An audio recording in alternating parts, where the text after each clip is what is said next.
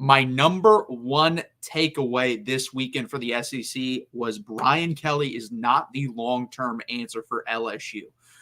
UCLA came into this game underdogs by, I believe, 21 to 21 and a half points, wherever you got your line. LSU does win the game, but it doesn't look as good as it should. UCLA put up 17 points in this game, guys. UCLA put up 17 points in this game. Anyone have a guess as to which or how many points Hawaii put up on UCLA, or how many points UCLA scored on Hawaii? They scored 16. They scored one less point versus Hawaii than LSU. Ethan Garbers is not a good quarterback, guys. He's not a good quarterback at all, and he had a decently productive day versus this LSU defense.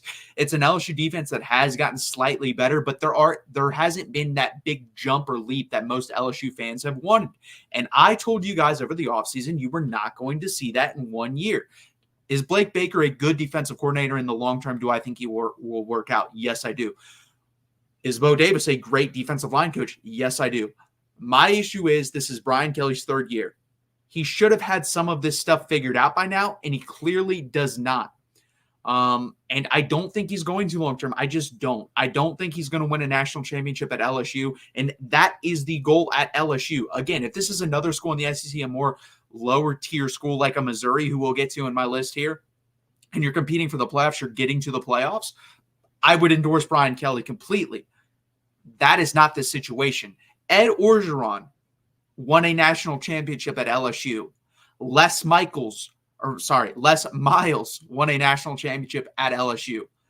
That is the standard. Those are not good football coaches. If you're asking me how I think they are overall, I think they're average. I think they're like out of a 0 to 10 scale, they're 5 or 6s on the scale of good football coaches. Ed Orgeron was a great recruiter. He got Joe Burrow to LSU, and he was able to win a national championship. Les Miles, yes, he took over for Nick Saban, but still he won a national championship. Brian Kelly is nowhere near winning a national championship. Nowhere near. And it's only going to get worse, guys. Garrett Nussmeier will not be there. Kyron Lacey will not be there. This offensive line that was supposed to be otherworldly will not be there. And then you're telling me you're probably going to have to take a gigantic leap on defense to be able to continue what you're even going to do this year, which I think you're going to go probably 9-3. I do not see it long-term. I don't think it was a good cultural fit to begin with. And then he had to fake the accent. I don't understand that. That doesn't show much confidence to me. And then just in general, he's not getting results on the field right now. And I don't see them coming long-term. So to me, if the standard at LSU is a national championship, which I have been told by LSU fans it is, Brian Kelly is not your long-term solution. In my opinion, if they go 9-3 this year, cast a fishing line, see what you catch. See who will take this job, who you think will be better than Brian Kelly. Because right now, guys, I was high on Brian Kelly. I had him as the third best coach coming into the season in the SEC. He's no longer that. And Mark and I talked about this. Brian Kelly had the lowest floor of any coach because look at the other coaches that had success at LSU.